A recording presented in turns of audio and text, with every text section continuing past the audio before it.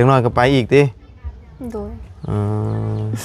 มาพักผ่อนก่อนไปจังน้อยนี่แจ้งได้บ่น่าจะแจ้งเลยอืมแจ้งมาติ แจ้งแล้วบ่ นักหน่วงนี่ขันลิ้นแจ้งเมื่อคืนนี่ได้จ้ะเมื่อคืนนี่ก็แจ้งบ่เอ้าเมื่อคืนนี่ไม่ได้เล่นเอาเมื่อคืนนี่มันไม่ได้เปิดตู้อ่ะ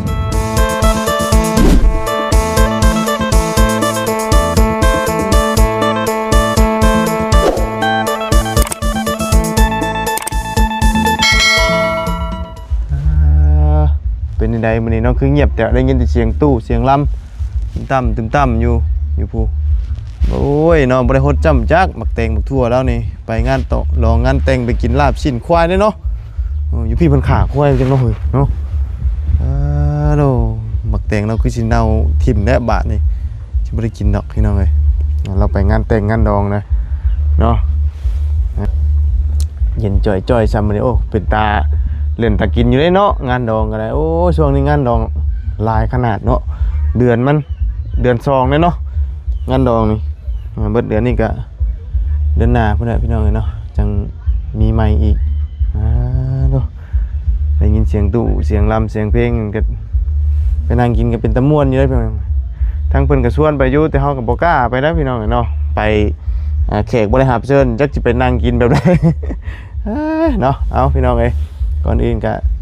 สบายดีเด้อเนาะพ่อๆกันมื้อนี้ก็อยู่เฮือนของหัวเพิ่นเนาะแต่ว่าสิไปหาไผก็คือสิเต้นเลาะเต้นลองเนี่ยพี่น้องเอ้ยเพราะว่าเพิ่นมื้อนี้เป็นมื้อปล่อยผีเนาะคนสติดีบ่ดีก็เอาน้ำมันว่าเบียร์ลงไปแล้วเอาละบาดนี่นะอยากฟ้อนอยากรำข่าวดองๆพี่น้องเนาะได้ยินเสียงเพลงอยากเต้นดูได้พี่น้องเนาะแต่ว่าหันมาทางนี้เป็นจังไดคือมาก่อนหมู่ฮะมาพักผ่อนเมื่อยเต้นได้โอ้เอาฟังเสียงแน่เนาะโพดโพไปแต่คืนนี้บ่จังว่าเมื่อยนะบ่ไปพากันไปแต่จังมุ้ง7 โมงซอยกะเซาเด้ซอยยังได้เข้าไปนี่นะไปซอยเสิร์ฟซอยอันนี้บ่ไปซอยย่อพระเข่าบ่ตอนทำอิฐนี่ตอนซอยนี่ยังไม่ได้แต่งโตบ่ยังแล้วซอยอันย่อเข่าแล้วจะก็มาแต่งโตโดยโดยแต่งโตแล้วก็ไปหลายบ่คนนะหลายแต่ว่าคนเฉพาะในบ้านนี่บ่หรือว่ามาแต่ไสบ้านอื่นแน่เพราะว่าเขาเซิร์ชนี่เป็นวัดเซิร์ชโดยอันเฮือนเดียวนี่ก็ได้คนละซองบ่มันก็เป็นบางคนคือเจ้ากับเอื้อยนี่ได้ซองเดียวบ่หรือว่าซองซองเลยโดย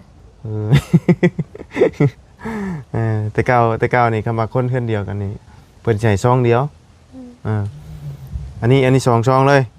ซองเลยโอ้แต่บ่มีเงินมันก็อุกเลยเนาะคำว่าบ่มีเงินใส่อันสมมุติเด้อสมมุติในบ้านนี่เอามี4เฮือนซะเนาะมี4คนซะมีซอง4ซองต้องให้4เบิด4เลยเลยแม่เจ้าก็ได้บ่ได้บ่เพราะว่าเป็นทางผู้ใหญ่เลยเป็นทางฝ่ายผู้ใหญ่โดยเป็นทางฝ่ายยิงบ่ฝ่ายยิงฝ่ายชายฝ่ายยิงอันนี้คือเคยเป็นมาแล้วบ่มาแล้วมาตั้งแต่9 โมงพุ่น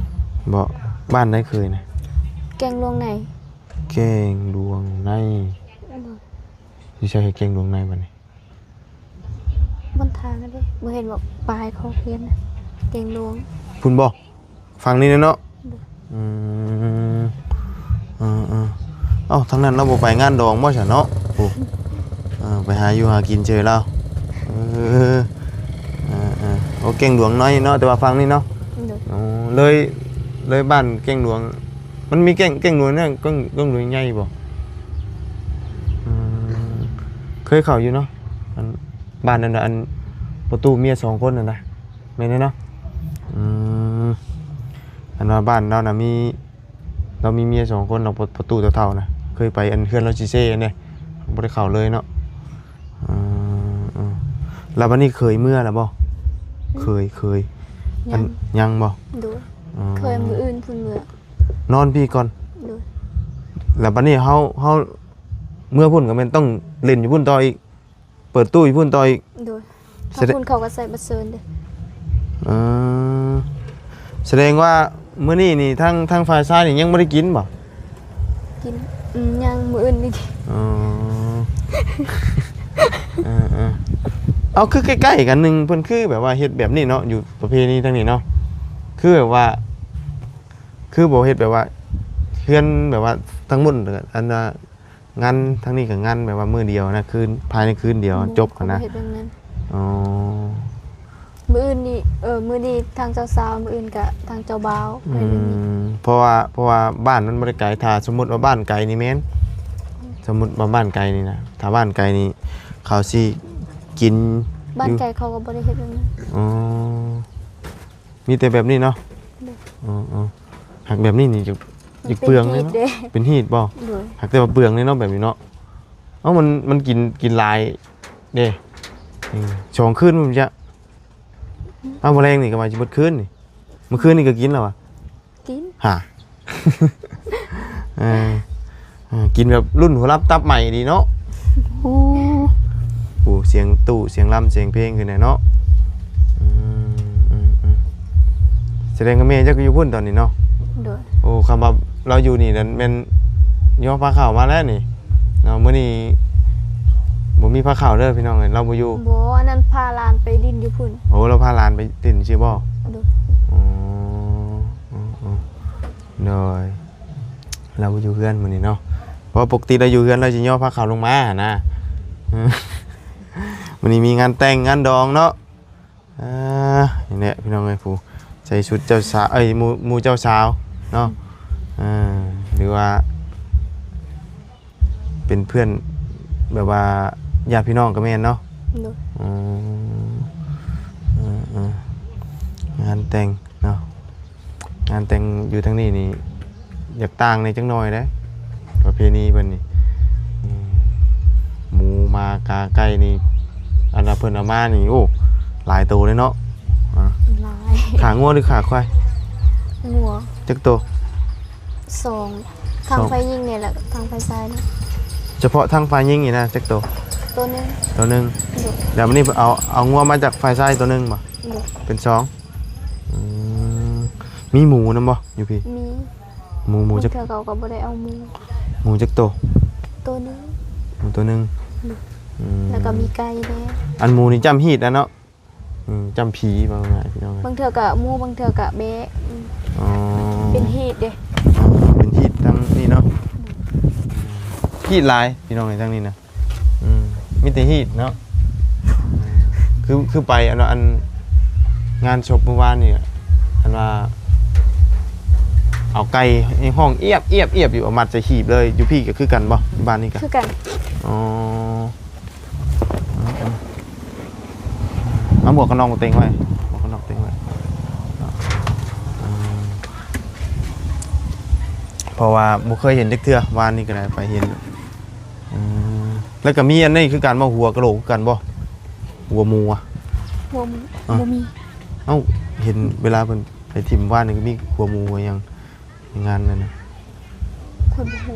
หัวหมูเพิ่นลอกหนังมันออกแล้วนะแล้วก็เอาไปทิมศพคนตายเลยนะ บ่ค่อยได้เห็น บ่เห็นบ่ เนาะ โดยคอนกุ้มบาทนี่อ้าวเราใส่ชุดอันน่ะเพื่อนเจ้าสาวแบบอันมาบัดนี้ ปลายใหญ่เลือล่ะ โอ้พี่น้องเอ้ยเนาะ โอ้ยพด ดู เก่งมากเก่งดึงเก่ง คนเนาะวันนี้มีแต่คนสวยคนงามเพราะว่าเป็นแต่งดองเนาะวันนี้งานแต่งนี่มันแต่งตัวเป็นพิเศษมื้อนี้เนาะ โดย หรือว่าไผก็อยากช่วยอยากงามนะพี่น้องเนาะบ่ติได้แต่งตัวแข่งกันแล้วไปกันเนาะไผมีชุดงามๆกันนุ่งไป ไปชมไปแย่งอยู่หมองเดียวกันนะคล้ายๆกับโรงวัดเนาะ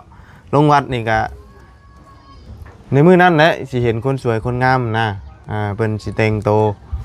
ลงวัดลงว่าแล้วก็งานแต่งเนาะแต่สำหรับบาบุญนี่งานหยังก็คือเก่าส่งตัวเก่า บ่มักแต่งโตวเนาะแต่งตัวบ่เป็นว่าชั้นๆมันได้ซำนี้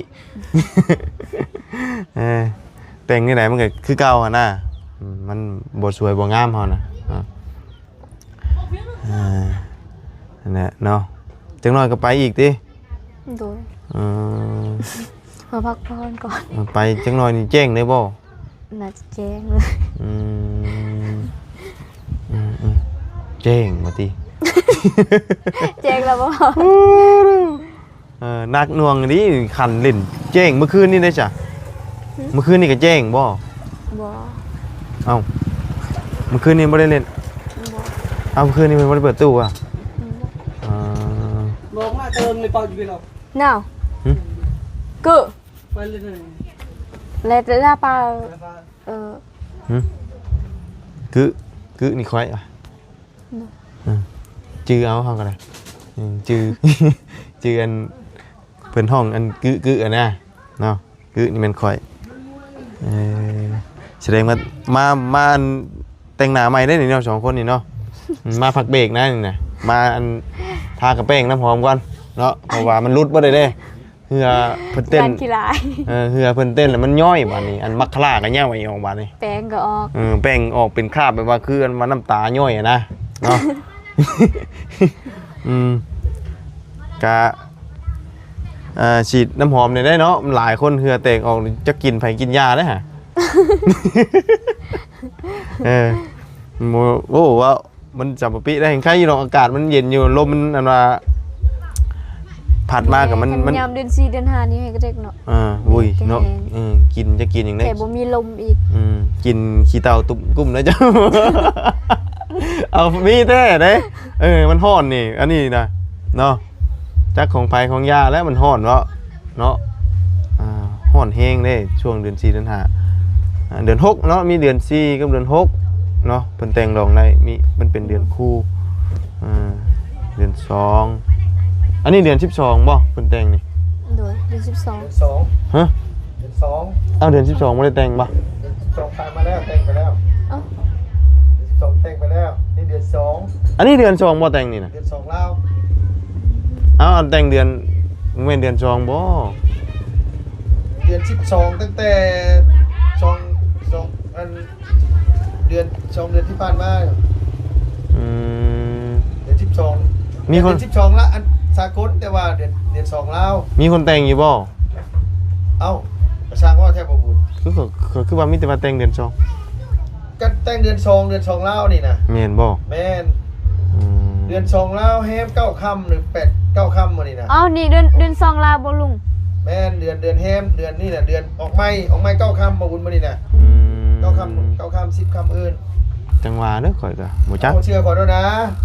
บ่แม่นว่าข่อยบ่เชื่อข่อยบ่จักอันเรื่องอันว่าอันเดือนแฮม เดือน12สากลแล้วก็เป็นเดือน2ละอันเดือน2เล่า เดือนแล้วก็แฮมแล้วก็ค่ำนี่ โดย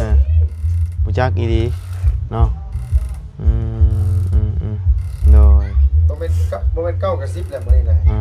ออกไม้ได้บ่แม่นแฮมได้ออกไม้ มื้อนี้บ่มันเกิดจ้ะ rồi โอ้28ปีเต็มบ่แม่นเนาะวันที่28 mùa ní thì chậm mùa ban nìมันเกิด เอ้ยมื้อนี้29เนาะ ข่อยก็ลืม ลืมหลงมือหลงวันบ่ได้ เอ้ยก็สิว่ากล้วยกับกล้วยเนี่ยได้วีตรงนี้เจ็บขี้เฉพาะนี่ บ่ได้ต้มไก่ต้มกาบ่ให้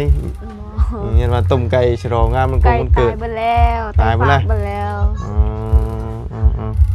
ว่าสิมากินต้มไก่นํอยู่คือว่าแล้วเพิ่นได้กินลาบชิ้นน่ะเนาะมื้อนี้บ่ได้กินดอกต้มไก่วะเนาะใส่ช่องเท่าไหร่ก่อนมื้อนี้ 50 ใส่ช่อง บ่มี 50 เงินเด้ โอ้ยามันได้ใส่เท่าไหร่ก็ยาแล้วบ่ได้มีชื่อติ มี มีชื่อเลยบ่ โดย เพิ่นพิมพ์ออกมาเลยคำว่าเฮาเขียนเองใครอยู่เลยเนาะเฮาบ่เขียนก็ได้เด้คือเฮาใช้ช่องป้านี่ใช้ช่องกับป้านี่บ่ได้เขียนได้แล้วแต่เฮาเด้โมทนาบุญเนาะเทื่อก็แสนนึงเทื่อ50 อ่ะ บางบุญก็ใส่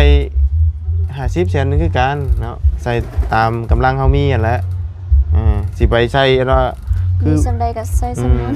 สมมุติคือแบบว่าเพิ่นมีเนาะเฮาแบบมีบ่หลายอะเฮาสิไปว่าโอ้อยากใส่ซ้ำเพิ่นมันก็บ่ได้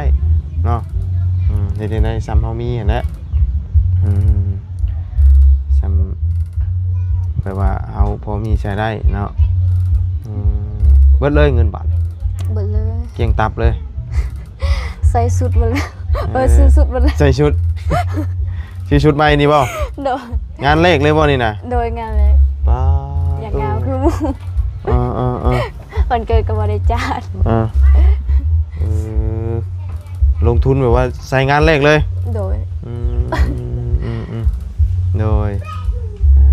ไม่ใส่ฮอตปีหน้าพุ่นให้นี่น่ะเอ้า ชุดเดียวใส่ฮอตปีหน้าแล้วมันเปลี่ยนยังเนาะงานแต่งได้มีอันปีละอันจักเทื่อ4เทื่อบ่4เทื่อเนาะเดือนอันแต่งเนาะเลยปีหน้ามันก็คัดแล้วเนาะปีหน้าก็ตุ้ยขึ้นอีกเด้ ปีหน้าก็ตุ้ยขึ้นอีกเอาเนาะ มีกระตุยใช่ไหม ฮะ มีกระตุยบ่ ก็ตุ้ยอยู่เนาะตุ้ยอยู่ ตุ้ยกับตุ้ยคนละแบบเนาะบางคนกับตุ้ยโยดบางคนกับตุ้ยเตี้ย นี่เอาอันนั้นเพิ่นเมื่อบ่นั่นน่ะ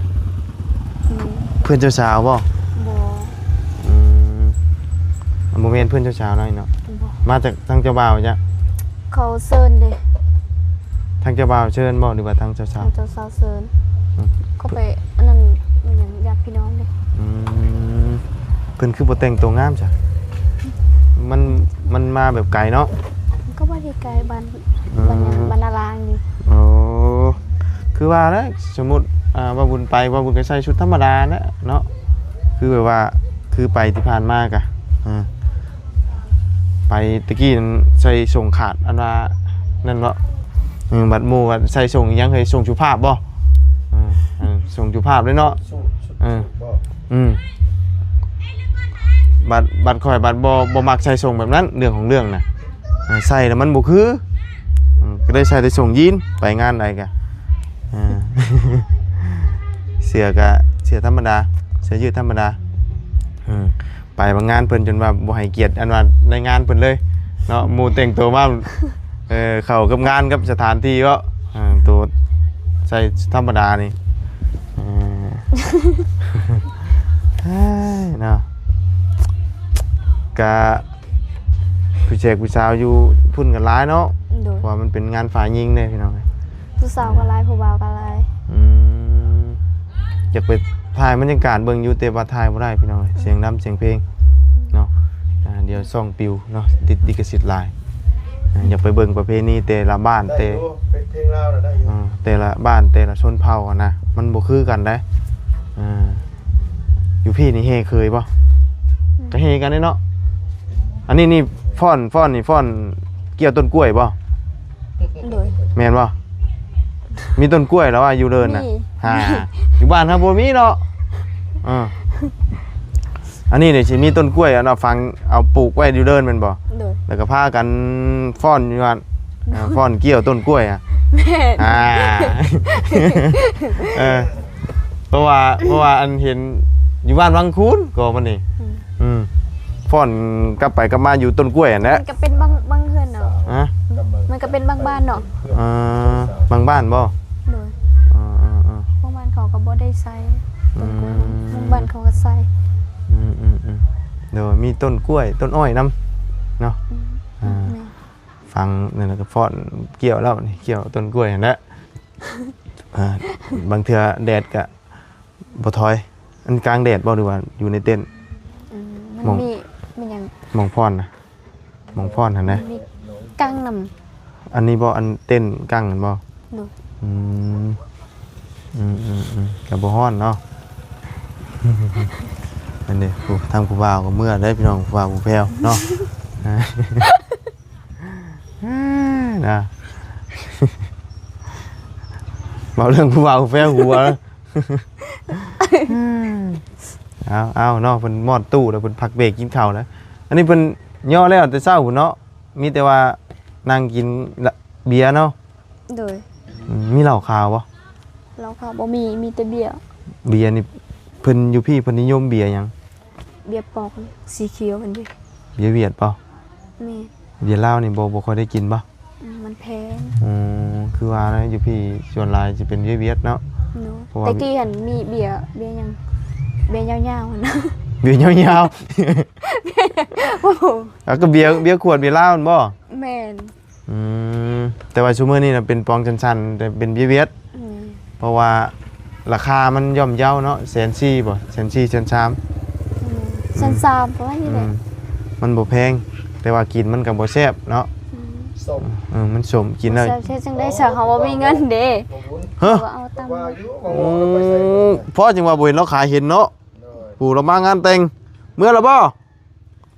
โอ้ยเนาะกลับเรียบร้อยพี่น้องเอ้ยว่าเงาะขายเห็นเนาะทยอยกลับไปเลยได้นี่เนาะกินชิ้นลาบอิ่มเลยลาบชิ้นอิ่มจะพากันเมื่อพักเมื่อพรและผู้พักสำหรับผู้เฒ่าแล้วล่ะแต่ว่าสำหรับผู้บ่าวผู้แฟวผู้สาวผู้บ่าววัยรุ่นนี่ก็แม่นกำลังหัวเก่งหัวก้อยหน้าตอนนี้นะกำลังไล่ฟิวเนาะเบียร์มาเลยเด้แม่นบ่ แม่น เมาบ่ บ่ ทันได้เมาบ่ ยัง จักเบิดจักปอง ยังทันได้กินเบียร์เด้สิเมาได้จังได๋ แม่นบ่ แม่น เพิ่นทันได้ให้กินบ่หรือว่าจังได๋ บ่เฮาได้กินก็กินเฮาบ่กินก็ ยันว่าเนาะยันว่าเพิ่นทันได้มาตั้งใจโต๊ะ ตั้งไว้ นี่ก็มีน้ำก้อนเนาะ มี ถ้าบ่มีน้ำก้อน ใครสิกินเบียร์บ่มีน้ำก่อน ยันว่าเนาะ มันก็คมเนาะ ยันว่ากินแบบเปิดกินโดดเนาะบ่ต้องใส่น้ำก้อนเนาะ มันก็อีกตามเฮามักคันเฮาบ่มักใส่น้ำก่อนมันก็กินแบบนี้เลยก็สิเป็นแนว โดยแต่ว่าในบ้านนี่มีแต่งานเดียวได้เนาะ โดย เดือนเดียวนี่ วันที่6นี่ก็มีอีกเด้อเนาะ มีอีก โดย ในบ้านนี่ละ แม่ เพื่อนทางไหน เอาอยู่ บ้า บ้าน นสแกน เพื่อนอยู่เพื่อนอยู่ทางไหนบ้าน อยู่บนพุ่น โดยงานแต่งงานดองร้ายเนาะแต่ว่าอยู่พี่นี่ดีอย่างนะอยู่พี่นี่บ่มีงานบุญเนาะบ่มีงานบุญแจกเนาะเพราะว่าเพิ่นตายแล้วมีแต่ไปฟังแล้วก็มันจบเนาะมันมีการอันว่าเฮ็ดบุญเฮ็ดศีลนะแล้วก็อันว่า FC เพิ่นก็ถามมาเมื่อวานนี้คือบ่มีอันพระอยู่พี่บ่มีพระนะพี่น้องเอ้ยเนาะ บ่มี บ่มีได้อันแบบบวชหรือว่าพระไปสวดไปหยังนะมีแต่เป็นประเพณีเพิ่นเว้าในปากในคอเองนี่เนาะเพราะว่าชนหลายนับถือผีเนาะทางนี้น่ะต่างกับอันว่าทางลาวลุ่มเนาะทางลาวลุ่มนี่สิมียาคูเวลาไปถิ่มผีถิ่มหยังก็แต่อันนั้นน่ะเอาไปแบบบ่ได้มียาคูด้วยนะพี่น้องเนาะไปแบบโดดๆได้หามหย่งยึงไว้ได้โอ้ทางเอ้ยเพิ่นมาแล้วพี่น้องเอ้ยผู้ก้อนกุ้มมาเชซ้ายเชขวาเลยเรียบร้อยแล้วเบิ่งทรงสิเมาแล้วเส้นเตยมาเลย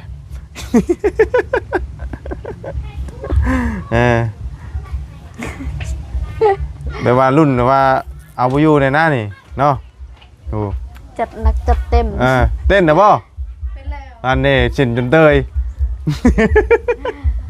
สักสิเฮ็ดมื้อนี้นะ หัวเก่งหัวก้อยเนาะเอามื้อนี้ปล่อยผีบ่ผีออกจากร่างบ่แม่นนี่นะมื้อนี้ต้องปล่อยผีออกจากร่างมื้อนี้เนาะมีหยังนั่นก็งัดออกมาเต้นอย่างเดียวนะไผสิเต้นเก่งกว่ากันแข่งกันเต้น แข่งกันเต้นนะมื้อนี้น่ะเป็นมื้อเด่นมื้อกินมื้อม่วนเนาะแม่ซัมสิเฮ็ดมื้อเล่นมื้อกินมื้อม่วนเด้อยู่ไสคือกันพี่น้องเอ้ยเพราะว่าเป็นมื้อเล่นมื้อกินมื้อม่วนเนาะแต่ว่า เฮ็ดเวียกก็เฮ็ดเวียกยามมีเวียกก็เฮ็ดเนาะยามบ่มีก็บ่ได้เฮ็ดเนาะเปลี่ยนชุดจริงเนี่ย เปลี่ยนทรงเต้นบ่บัดนี้ นั่นเลยคือเปลี่ยนเด้ โอ้บ่บ่ บ่ บ่ไหวแล้วเราว่าอันน่ะ บ่ว่ะ ใส่สินเต้น นั่นเลยกี่เปลี่ยนเถอะ อืมใส่ส่งเต้นบัดนี้ถึงฟิวใส่ส่งเต้นนี่เด้บัดนี้น่ะอ่า เนาะอ่ะ ตั้งตัวใส่อยู่เว้ย ป้าฉันเนาะมีแต่ให้เพิ่นไปเต้นไปฟ้อนไปรำกันพี่น้องไงเนาะเฮากะสิรำลาละบาดนี่เนาะมีจังว่าและเพิ่น บ่พอด มื้อเช้าเนาะเพิ่นจังสิได้เลิกลาเพิ่นว่ามื้อนี้แจ้งบ่ตายบ่เมื่อเพิ่นว่าเนาะเฮ็ดบัดนี้เอ้า ไปจ้ะไปเนาะสบายดีเด้อน้องเด้อเล่นให้ม่วนเนาะอันรับฝากห่อเบียร์ห่อหยังมาให้เด้อว่าหยอกขี้หลอกเนาะไปจิไปกล้าเพิ่นเนาะเอาอันคำมีสิ้นชันกับสิ้นชันก็ได้เพราะไปช่วยจุเนาะไปเพิ่นมาเปลี่ยนชุดกันได้บาดนี้พี่น้องเอ้ยเนาะสิไปแน่นต่อบาดนี้เนาะทั้งเจ้าเช้าพี่น้องเอ้ยหมู่เจ้าเช้าเนาะ เปลี่ยนชุดได้มาพ่อน เปลี่ยนชุดอันนี้เราท่านได้เปลี่ยนนี่นะนี่แหละเนาะงานแต่งพี่น้องเอ้ยไปจ้ะพี่น้องไปแล้วพบเจอกันใหม่เนาะบายดีเด้อคอนกลุ่มๆมาเลยเนาะ